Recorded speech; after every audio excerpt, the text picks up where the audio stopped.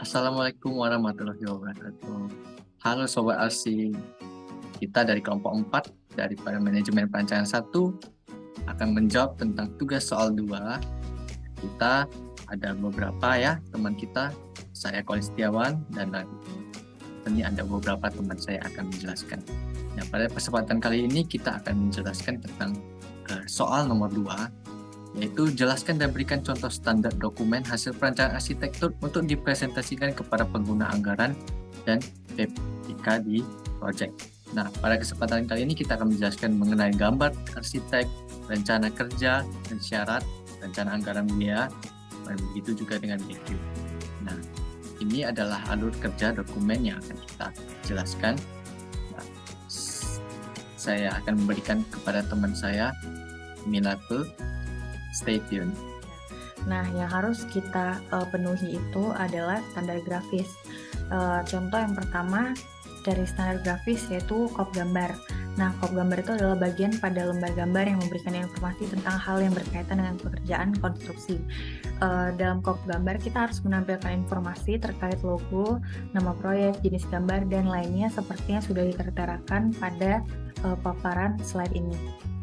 Yang selanjutnya ada judul dan skala gambar, biasanya terletak dalam satu tempat dan juga harus dilengkapi dengan skala batang. Yang selanjutnya ada orientasi gambar yang biasanya mengarah pada arah utara. Nah, jika gambar rancangan tidak menghadap utara, kita juga harus tetap memberikan simbol utara yang benar. Selanjutnya ada ketebalan garis. Ketebalan garis itu merepresentasikan keutamaan elemen gambar dan juga beberapa ketebalan garis yang tidak sama akan meningkatkan keterbacaan. Jadi ketebalan garis itu adalah agar memudahkan kita untuk membaca atau mengerti gambar kerja. Jenis garis juga di sini ada terdapat continuous, dot, dan dash. Semuanya ini memiliki penggunaannya masing-masing dan mungkin akan dijelaskan selanjutnya dalam implementasinya dalam gambar kerja.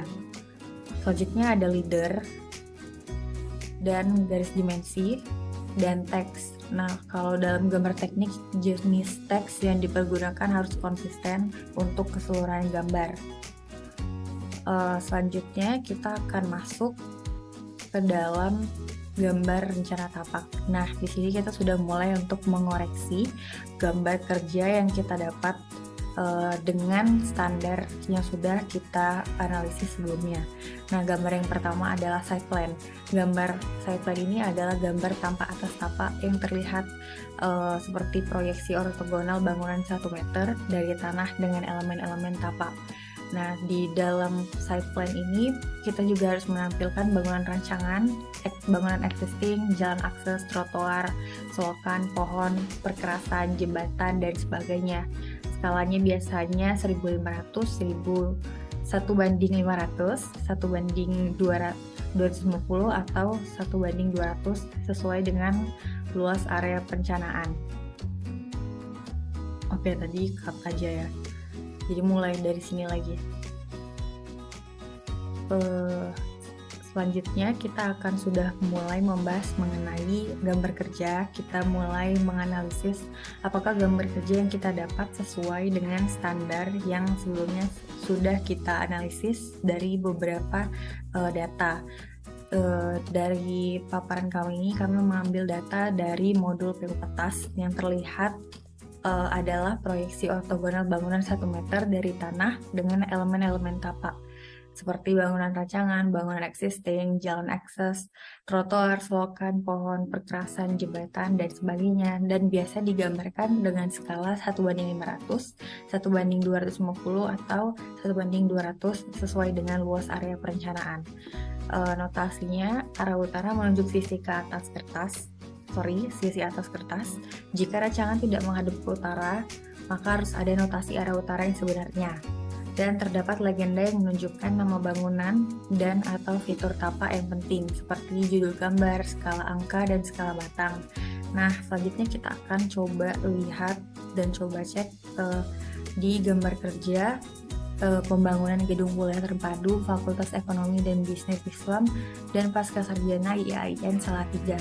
Nah, di sini kami meneliti bahwa gambar kerja ini sudah sesuai standar karena dia berorientasi pada arah utara, dan juga dia menampilkan elemen-elemen tapak seperti vegetasi, terus ada furnitur ruang luar seperti lampu taman, adanya akses, adanya area parkir, pedestrian, dan juga menampilkan informasi terkait posisi site dengan kondisi sekitar, yaitu adanya masa kota di sini ditampilkan, dan juga ada jalan yang menghubungkan bangunan ini langsung gitu. Jadi gambar rencana tapa ini sudah sesuai standar. Selanjutnya kita masuk ke gambar denah lantai dasar atau ground plan. Nah, jadi sebenarnya ground plan ini adalah proyeksi ortogonal potongan 1 meter di atas lantai dasar tiap bangunan dan harus ada konteks luar atau hubungan dengan landscape atau furnitur. Singkatnya, ground plan sama site plan sebenarnya hampir mirip, namun ground plan itu merupakan kesatuan yang lebih kecil daripada site plan. Jadi overall ya, ground plan ini dia secara kasat mata ya dia mirip sama site plan, tapi tidak ada masa kota yang terikut. Nah, dia hanya bangunannya aja beserta seperti hubungannya dengan ruang luarnya.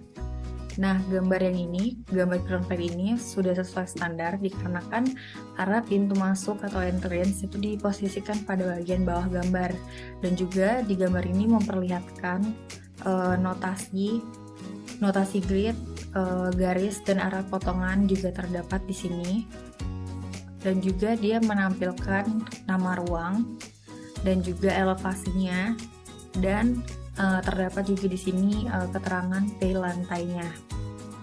Dan yang terakhir, dia memiliki menampilkan informasi mengenai konteks luar atau hubungan dengan landscape ya. Di sini terdapat drop off area yang merupakan bagian dari ruang luar. Selanjutnya akan membahas gambar denah lantai. Jadi gambar denah lantai adalah proyeksi ortogonal potongan 1 meter di atas lantai dasar setiap bangunan dan biasa menggunakan skala 1/200, 1/100 dan juga 1/50, itu sesuai dengan luas area perencanaan. Kurang lebih mirip dengan penjelasan sebelumnya. Untuk notasinya itu biasanya pil atau ketinggian permukaan ruang-ruang utama dalam satuan senti atau yang disepakati.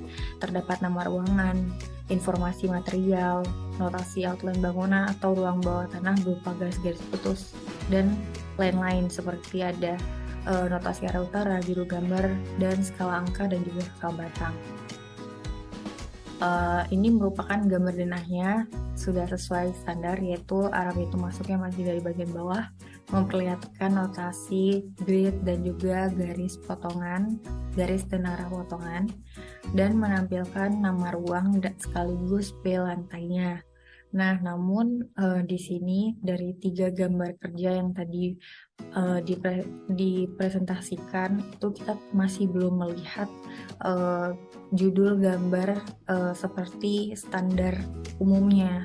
Namun untuk segi kelengkapan gambar dari desainnya itu sudah memenuhi. Namun untuk satu poin tersebut seperti judul gambar dan skala batang itu tidak disertakan pada 3 gambar kerja ini. Selanjutnya akan dijelaskan mengenai gambar tampak dan potongan dan akan dilanjutkan oleh teman saya.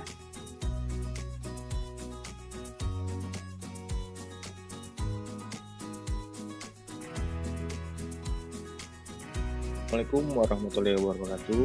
Perkenalkan, nama saya Karasulan Gantara Lasi. Di sini saya akan menyambungkan dari pembahasan teman saya. Yang sebelumnya saya akan membahas gambar tampak bangunan. Menurut standar PUPR, representasi ortogonal dari desain menggambarkan sosok desain bangunan lengkap dengan komposisi spasialnya. Pada gambar tampak setidaknya hingga selokan drainase di sisi kiri dan kanan bangunan. Kemudian minimal ada 4 arah tampak. Untuk notasi, adanya judul gambar, dimensi, ukuran, jarak atau elevasi, lalu notasi struktur utama, kemudian skala angka dan skala batang. Nah, ini merupakan gambar tampak bangunan dari berbagai sisi pada gambar kerja tersebut. Nah, lanjut ke gambar potongan bangunan.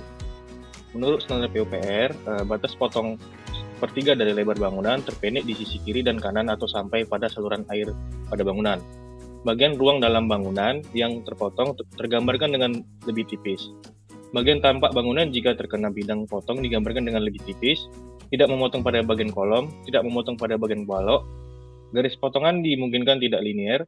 Jika dalam gambar denah ada tangga, maka salah satu gambar potongan harus memotong tangga. Kemudian minimal ada satu potongan melintang dan pada bangunan dengan konfigurasi tak beraturan dapat dilengkapi dengan gambar tampak potongan. Lalu pada notasi, PL atau ketinggian permukaan lantai ruang utama dalam satuan cm atau yang disepakati. Kemudian nama ruangan, informasi material komponen vertikal, notasi gambar, detail jika ada, notasi grid struktur utama, notasi horizontal menggunakan angka, kemudian dimensi horizontal dan vertikal, tak dimensi vertikal bisa di sebelah kanan atau kiri gambar. Lalu judul gambar dan skala angka atau batang. Nah, ini merupakan gambar potongan pada bangunan di gambar kerja tersebut. Selanjutnya, gambar finishing dinding. Menurut standar PUPR, gambar denah yang memperlihatkan finishing dinding sebuah bangunan yang lebih kompleks. Lalu, untuk finishing dinding yang sederhana, cukup menampilkan keterangan material pada denah bangunan. Notasi, judul gambar, kode tipe finishing, nama ruang dan PL atau ketinggian, material finishing, ukuran atau dimensi dinding, skala angka dan skala batang. Nah, ini merupakan gambar finishing dinding dari lantai-lantai yang di atasnya. Berikut gambar pintu dan jendela. Menurut standar PUPR, gambar denah yang memperlihatkan posisi dan tipe pintu dan jendela. Kemudian menampilkan pula skedul jendela yang memperlihatkan jumlah tiap jenis pintu atau jendela. Lalu pada notasi, kode tipe pintu dan jendela, kemudian judul gambar, struktur utama, dan skala angka atau batang. Nah, ini merupakan gambar dan pintu jendela pada gambar-gambar kerja tersebut. Selanjutnya, gambar finishing lantai. Menurut standar PUPR, gambar denah yang memperlihatkan pada pemasangan lantai. Kemudian pada notasinya, judul gambar, keterangan ukuran dan material, arah pemasangan material penutup lantai jika diperlukan, lalu notasi struktur bangunan, kemudian skala angka atau batang. Nah, ini gambar finishing lantai dari lantai-lantai di atasnya, beserta material. Selanjutnya, gambar potongan prinsip. Menurut standar PUPR, gambar yang menjelaskan sistem salah satu bagian bangunan yang paling penting, hubungan antara sistem struktur, utilitas dan desain ruang dalam dan ruang luar. Hubungan antara sistem atap, dinding, kolom, balok, lantai, dan sistem struktur bawah. Kemudian gambar yang menjelaskan floor to floor secara rinci, jarak lantai ke plafon, rongga plafon di bawah balok atau plat lantai, tinggi balok dan tebal plat lantai, dan tebal lapisan penutup lantai, termasuk lantai kulit atau selubung bangunan atau fasad. Kemudian skala harus lebih besar dari gambar potongan. Lalu masuk ke notasi, PL atau ketinggian permukaan lantai utama dalam 1 cm atau yang disepakati. Lalu nama ruangan, kemudian notasi gambar detail jika ada, dimensi horizontal dan vertikal, letak dimensi vertikal bisa di sebelah kanan atau kiri gambar. Kemudian semua keterangan elemen-elemen penting terutama sistem struktur, utilitas yang tergambar. Lalu jenis material, judul gambar, kemudian skala angka dan batang. Lalu gambar detail atap. Menurut standar PUPR, gambar tampak atas atap bangunan, kemudian menampilkan talang air beserta roof drain, kemudian potongan atap untuk lebih detailnya. Masuk pada notasi, judul gambar, dimensi atau ukuran, jenis material, roof drain, arah aliran air, kemudian skala angka dan batang. Kesimpulan dari gambar tersebut, dari gambar kerja yang sebelumnya saya presentasikan, ada beberapa gambar kerja yang belum sesuai dari standar yang ditetapkan oleh PUPR. Tingkat ketidaksesuaian gambar kerja tersebut dengan standar PUPR ialah dalam skala kecil atau minus saja. Sekian dari saya, selanjutnya akan dilanjutkan oleh teman saya. Selanjutnya, gambar rencana titik lampu terdapat notasi saklar dan stop kontak, notasi titik lampu, dan diberikan legenda atau keterangan dari simbol-simbol elektrikal pada denah instalasi penerangan. Pada gambar rencana sanitasi terdapat notasi septic tank dan sumur resapan. Dijelaskan juga pipa-pipa air bersih, air bekas, air kotor, ventilasi ke fan cap, dan hidran pada shaft. Terdapat notasi bak kontrol dan diberikan juga legenda atau keterangan dari simbol-simbol sanitasi pada denah instalasi plumbing. Pada gambar detail pintu dan jendela diberikan keterangan material, ukuran atau dimensi, kode pintu, keterangan material dan BQ pintu, dan juga referensi handle pintu yang dapat digunakan. Pada gambar detail toilet diberikan notasi potongan, arah bukaan pintu, ukuran dan dimensi, tetapi pada gambar ini notasi arah bukaan pintu tidak jelas, ke arah luar atau ke arah dalam. Pada potongan detail toilet diberikan notasi ketinggian plafon, notasi ketinggian lantai, tetapi pada dimensi mikro ini, pada dimensi mikro lantai 1 tidak diberikan. Pada gambar detail toilet yang ini keterangan materialnya diberikan lebih detail, tetapi dimensi globalnya tidak diukur. Pada gambar detail tangga diberikan dimensi anak tangga, lebar bersih anak tangga, dan notasi potongan. Kesalahan pada denah tangga ini jumlah anak tangganya tidak ditulis. Pada potongan detail tangga diberikan elevasi bordes, elevasi secara keseluruhan, dan keterangan material. Pada gambar perspektif 3D diberikan suasana bangunan dari luar dengan memperlihatkan furniture atau perabotan outdoor yang digunakan, penerangan alami ataupun buatan lengkap dengan pembayangannya beserta figur manusia, vegetasi, kendaraan untuk menunjukkan komposisi spasial. Pada gambar perspektif interior ini menyajikan suasana dalam ruang dengan memperlihatkan furniture atau perabotan yang digunakan, penerangan alami ataupun buatan lengkap dengan pembayangannya, tetapi figur manusianya tidak ada. Pada gambar perspektif interior ini menyajikan suasana dalam ruang yang memperlihatkan furniture atau perabotan yang digunakan, penerangan alami ataupun buatan lengkap dengan pembayangannya, tetapi figur manusianya juga tidak diperlihatkan.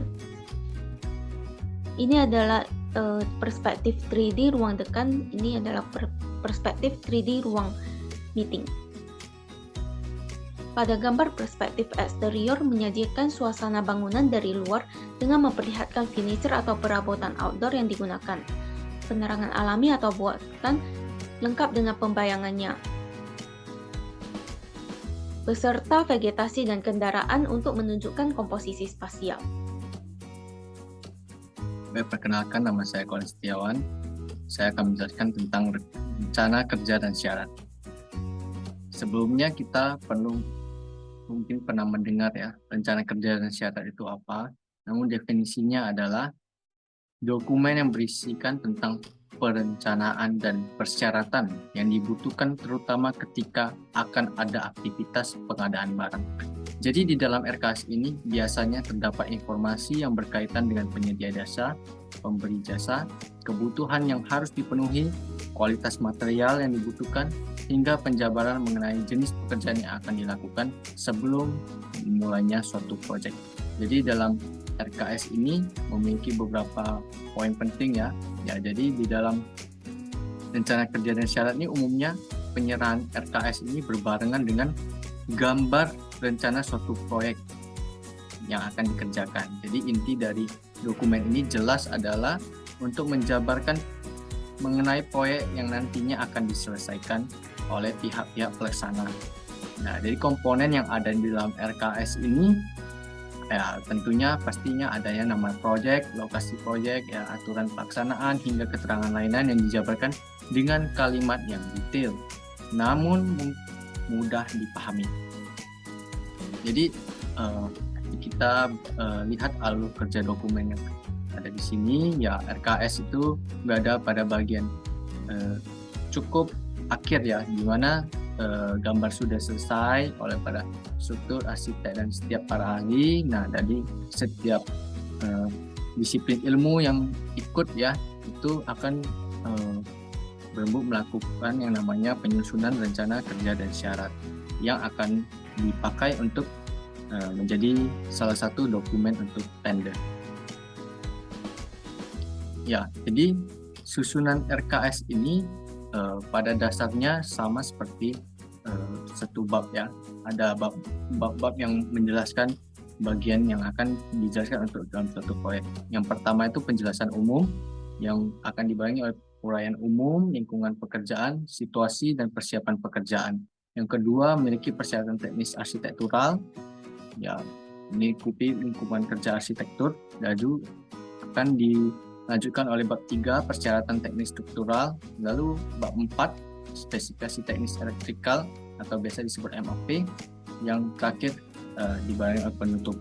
Nah, jadi pada dasarnya penyusunan RKS ini biasanya diadakan secara musyawarah oleh tiap disiplin ilmu yang dinaungi oleh penyedia maupun pengguna jasa. Nah, jadi pembuatan RKS ini tidak hanya condong kepada pemberi jasa saja, tetapi juga rekanan, sebab harus menyesuaikan dengan kondisi site yang nyata ya. Jadi RKS ini nantinya akan diserahkan, maka pihak rekanan harus mempelajari dengan detail dan dibutuhkan juga review sehingga bisa dibuat seringkas mungkin sehingga dapat diikuti oleh tiap pengguna tender ya. Ya Pak, di sini saya akan menunjukkan ya kira-kira kalau bab 1 itu penjelasan umum yang dimaksud itu apa saja, itu akan diletakkan di bagian penjelasan umum, yaitu uraian umum ya. Itu adalah pekerjaan, ya, ada juga beberapa peraturan dan juga dokumen kontrak, itu semua dijelaskan di sini. Lalu ada lingkup pekerjaan. Nah, kita jabarkan lingkup pekerjaan apa saja yang akan ada di dalam satu proyek itu. Nah, baik itu pekerjaan beton, pekerjaan kayu, mulai dari fondasi, pembongkaran ya sampai pada akhirnya finishing. Lalu saran dan juga cara kerjanya juga diberitahu secara umumnya itu seperti apa. Di sini pembuatan rencana jadwal pelaksanaannya itu seperti apa, ketentuan syarat-syarat bahannya, ya, lalu kemudian situasi persiapan pekerjaan itu harus seperti apa baru bisa dilaksanakan pekerjaan tersebut. Bahkan sampai papan reklame saja pun bisa kita susun di dalam penjelasan umum awal ya, sehingga proyek itu sesuai dengan spesifikasi penyedia jasa dan juga pengguna jasa ya. Nah, kemudian di bab berikutnya, bab 2 dan bab 4 itu terdiri daripada beberapa disiplin ilmu ya. Nah, di sini ada arsitektural, lalu berikutnya struktural, kemudian dibarengi dengan yang namanya MAP. Nah, pada bab 2 dan bab 4 ini biasanya dijelaskan spesifikasi umum dalam tiap-tiap pekerjaan arsitektural, struktural maupun MAP, lalu ketentuan administrasi tiap jenis pekerjaan. Misalnya pekerjaan arsitektural, pekerjaan pembersihannya itu diawalinya seperti apa. Ya, kalau pekerjaan struktural awalnya itu harus seperti apa. Itu kita cantumkan secara detail sehingga bisa dipakai untuk proses tender langsung. Ya, jadi artinya penyusunan ini tidak bisa dilakukan oleh hanya disiplin ilmu yang bukan bidangnya, ya harus dimusyawarakan dengan tiap-tiap disiplin ilmu sesuai dengan bidangnya. Nah, kemudian akhirnya akan diberikan bab penutupan, yaitu bab penutup yang dikumpulkan oleh PT apa gitu ya. Dan jadi nanti penutupan ini akan menjelaskan, jadi apabila terdapat jenis pekerjaan yang semula diestimasi oleh konsultan perencana perlu dikerjakan atau sudah termuat dalam daftar rencana anggaran daerah, tetapi menurut pertimbangan pemberi tugas yang dapat dipertanggungjawabkan tidak perlu lagi dilaksanakan, maka atas perintah tertulis pemberi tugas pekerjaan tersebut tidak dilaksanakan dan akan diperhitungkan sebagai pekerjaan kurangan. Nah, jadi ini bisa bisa dimusyawarahkan lagi, kembali lagi pengerjaan RKS ini akan dilakukan secara musyawarah berdasarkan semua disiplin ilmu ya, yang akan dinaungi oleh owner dan juga arsitek serta ilmu-ilmu lain. Ya, jadi satu kata kunci adalah kelengkapan administrasi daripada RKS ini merupakan salah satu kunci sukses jalannya sebuah proyek. Terima kasih. Baiklah teman-teman semuanya, di sini saya akan menyambung penjelasan sebelumnya. Selanjutnya saya akan menerangkan tentang RAB, Rencana Anggaran Biaya, yang meliputi pengertian, karakteristik dan tujuannya, pengerjaan anggaran dasar, isi dokumen, format RAB, dan juga contoh dokumen. Untuk definisi RAB ini, RAB merupakan kepanjangan dari Rencana Anggaran Biaya. Rencana anggaran biaya ini adalah sebuah perhitungan banyaknya biaya yang diperlukan, mencakup biaya bahan dan upah serta biaya lainnya yang berhubungan dengan pelaksanaan bangunan dan proyek yang akan dilaksanakan. Lalu, untuk karakteristik RAB ini, yang pertama, RAB ini sudah mencantumkan seluruh item pekerjaan, volume, serta harga satuan pekerjaan. Yang kedua, item pekerjaan, volume, dan harga satuan ini bersifat netral, sehingga di kemudian hari tidak dapat diubah. Lalu yang ketiga ada perhitungan RAB berdasarkan gambar dasar atau kontur. Yang keempat, RAB ini diperoleh dari masing-masing pesualang atau kontraktor, sehingga volume dan harga satuan pekerjaannya akan berbeda. Untuk tujuan RAB, yang pertama, RAB ini bertujuan untuk mengajukan penawaran harga dengan sistem langsung. Yang kedua, sebagai dasar pelaksanaan klarifikasi dan negosiasi harga. Yang ketiga, sebagai pedoman pelaksanaan proyek apabila memenangkan sebuah tender. Nah, selanjutnya, pengerjaan RAB. Rencana anggaran biaya ini dapat disusun dengan dua cara. Yang pertama ada anggaran biaya kasar atau taksiran. Yang kedua ada anggaran biaya teliti. Untuk anggaran biaya kasar, sebagai pedomannya ini digunakan harga satuan tiap meter persegi luas lantai. Namun, anggaran biaya kasar ini juga dapat sebagai pedoman dalam penyusunan RAB yang dihitung secara teliti. Contohnya, kita memiliki bangunan induk dengan panjang kali lebar yaitu 10 kali 8, sehingga didapatkan luasnya 80 meter persegi. Luas ini akan dikalikan dengan harga satuan yaitu 150.000, maka hasilnya didapatkan 12 juta.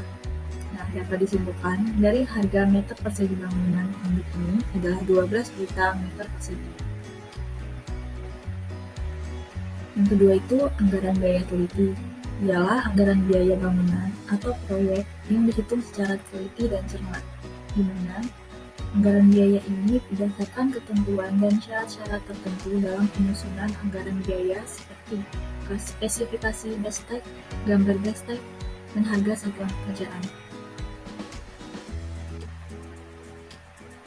Nah, selanjutnya kita memasuki alur dari pengerjaan RAB.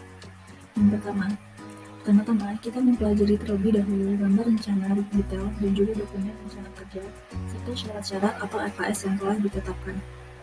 Kemudian, setelah kita mempelajarinya, kita dapat menyusun uraian pekerjaan yang diperlukan untuk menyelesaikan pekerjaan sesuai dengan gambar detail dan RKS. menurut kelompok yang sejenis, atau kita membuat sebuah work breakdown structure yang disingkat sebagai WBS. Setelah itu, kita menghitung volume dari masing-masing pekerjaan sesuai dengan WBS. Setelahnya, kita menganalisis harga satuan untuk setiap jenis pekerjaan yang telah diuraikan sehingga menetapkan harga satuan pekerjaan. Setelah kita menetapkan harga satuan pekerjaan, kita dapat menambahkan harganya dan kemudian jumlahnya itu ditambahkan dengan PVN, maka akan didapatkan rencana anggaran dan biaya untuk pekerjaan yang dihitung.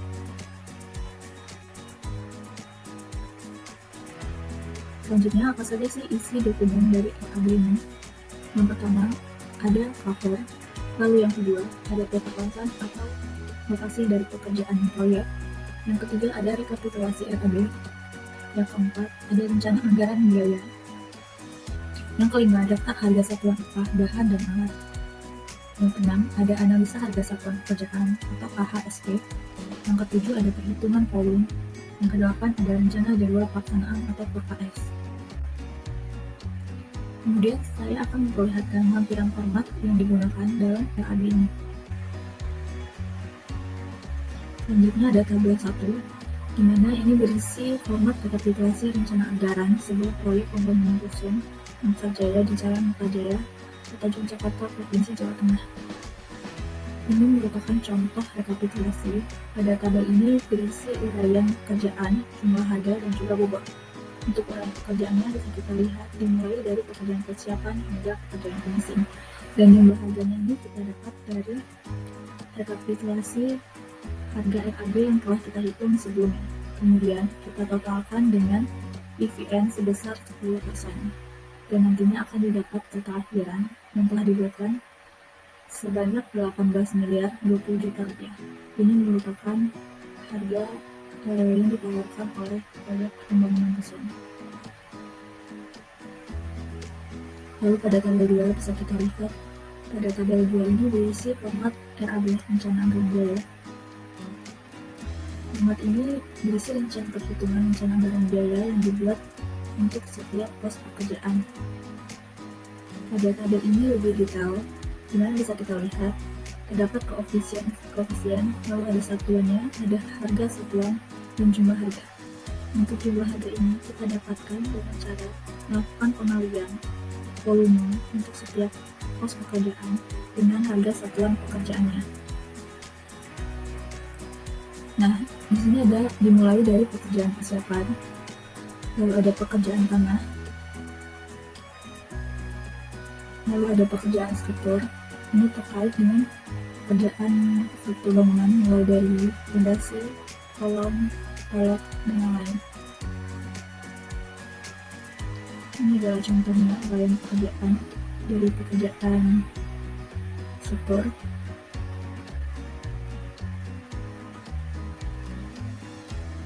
Yang keempat, ada pekerjaan pintu, jendela, dan kusen. Bisa kita lihat apa-apa saja uraian dari pekerjaan pintu, jendela, dan kusen ini. Lalu ini ada pekerjaan arsitektur.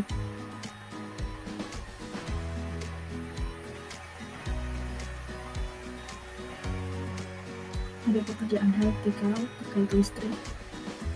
Lalu ada pekerjaan mekanikal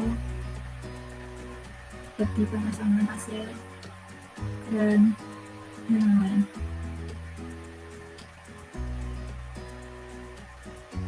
Lalu ada pekerjaan atap dan juga pekerjaan finishing.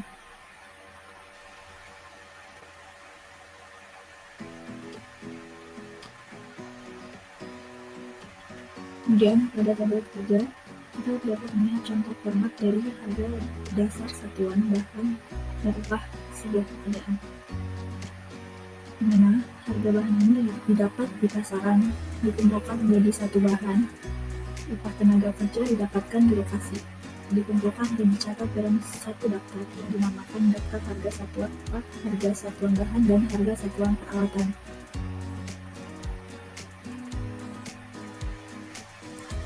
Ini merupakan contoh daftar harga satuan upah atau pekerja.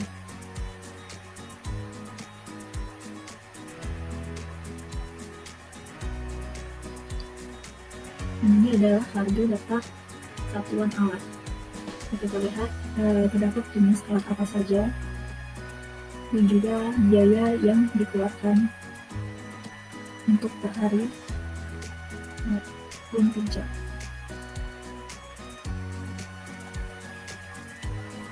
Lalu selanjutnya ini ada contoh dari data harga satuan bahan. Harga satuan bahan ini bervariasi tergantung dengan lokasi untuk setiap daerah.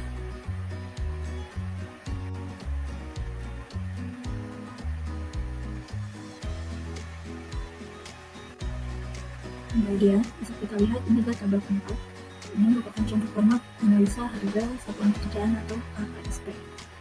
Di mana pada tabel ini bisa kita lihat terdapat tenaga dan bahan. Nah, ini kita dapatkan harga satuan.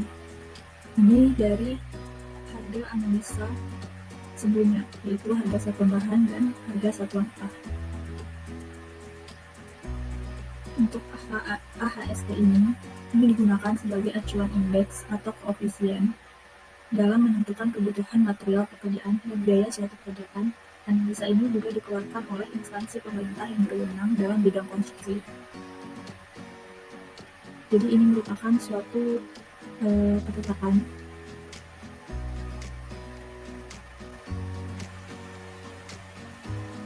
Selanjutnya ada tabel 5, yaitu berisi format perhitungan volume, di mana volume pekerjaan ini dihitung dengan melihat gambar gesture.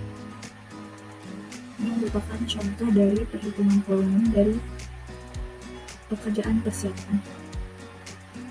Seperti pada tabel 1 itu, pembersihan lahan ini didapatkan volume dari panjang kali lebar lahan. Lalu ada pada sementara didapatkan dari perhitungan volume kali volume pada lahan sama dengan pemasangan yang betul.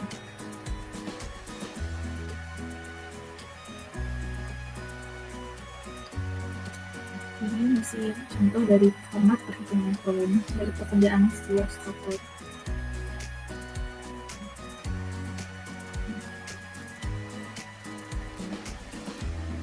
Dan yang terakhir pada tabel 6, ini merupakan contoh format UKS, di mana UKS ini digunakan untuk mengetahui bobot serta lamanya proyek itu dilaksanakan.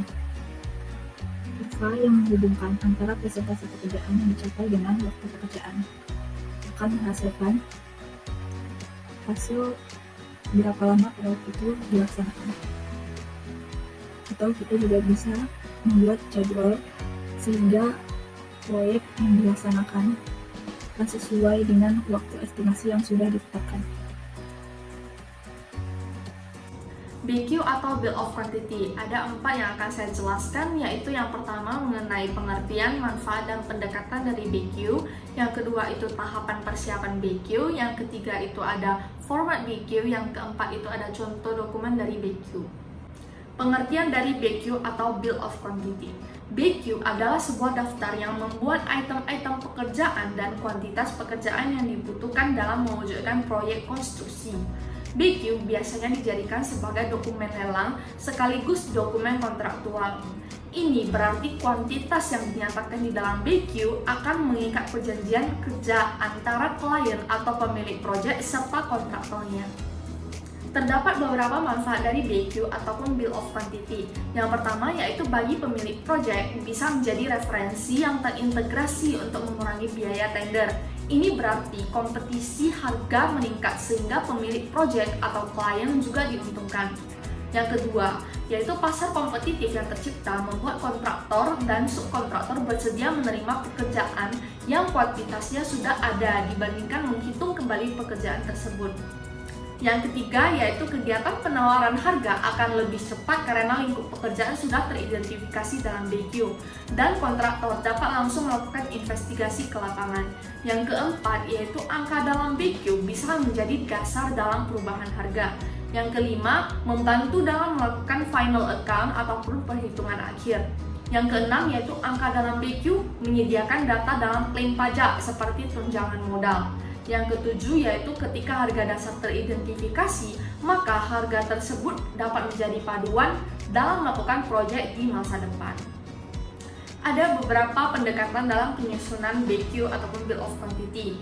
Yang pertama yaitu pendekatan elemental, yang dimana penyusunan item dibagi berdasarkan elemen pembentukan bangunan yaitu pondasi, kolom, balok, plat atap, dinding, dan sebagainya. Yang kedua yaitu pendekatan trade, yaitu item pekerjaan disusun berdasarkan disiplin pekerjaan seperti pekerjaan tanah, pekerjaan beton, pekerjaan keramik, pekerjaan plafon, pekerjaan dinding, dan sebagainya. Lalu berikutnya ada 2 tahap persiapan sebelum menyusun BQ. Yang pertama yaitu pengukuran dimensi dan pengumpulan deskripsi gambar serta spesifikasinya. Yang kedua yaitu melakukan kalkulasi volume, luas, dan jumlah pekerjaan yang nilainya akan dimasukkan ke dalam BQ. Dalam penyusunan BQ pada kegiatan taking off atau pengukuran ada beberapa standar yang dipakai yang bertujuan untuk menghindari ambiguitas atau kesalahpahaman, menyamakan interpretasi dalam mengukur suatu pekerjaan. Umumnya di setiap negara mempunyai standar masing-masing. Di Inggris, standar yang dipakai bernama SMM7, yaitu Standard Meter Measurement edisi ke-7. Namun, standar itu digantikan dengan standar terbaru bernama New Rules of Measurement atau NRM pada Juli 2013. Di Indonesia, standar yang dipakai dalam pengukuran kuantitas pekerjaan adalah SMPI ataupun Standar Metode Pengukuran Indonesia. Berikut merupakan format BQ atau Bill of Quantity. Pada kolom pertama yang berisi kode berfungsi untuk memberikan kode pekerjaan agar pekerjaan tersebut dapat diketahui masuk ke dalam lingkup pekerjaan apa. Pada kolom kedua berisi tentang deskripsi pekerjaan, yaitu berisi informasi mengenai pekerjaan dengan spesifikasinya. Pada kolom ketiga ataupun kuantitas berisi tentang nilai kuantitas pekerjaan yang telah dihitung. Pada kolom keempat berisi tentang satuan, yaitu untuk memasukkan jenis satuan yang diukur kuantitasnya. Berikut merupakan daftar kuantitas proyek pembangunan Rusun Mekarjaya di Jalan Mekarjaya, Kota Yogyakarta, Provinsi Jawa Tengah. Yang pertama itu ada pekerjaan persiapan, lalu pekerjaan tanah, pekerjaan struktur, pekerjaan pintu, jendela, dan kusen, lalu pekerjaan arsitektur, serta pekerjaan elektrikal. Sekian video presentasi dari kami. Saya Juliana Ade Chandra mewakili teman-teman mengucapkan terima kasih dan mohon maaf jika ada kata-kata yang kurang berkenan di hati. Sampai jumpa lagi. Wassalamualaikum warahmatullahi wabarakatuh.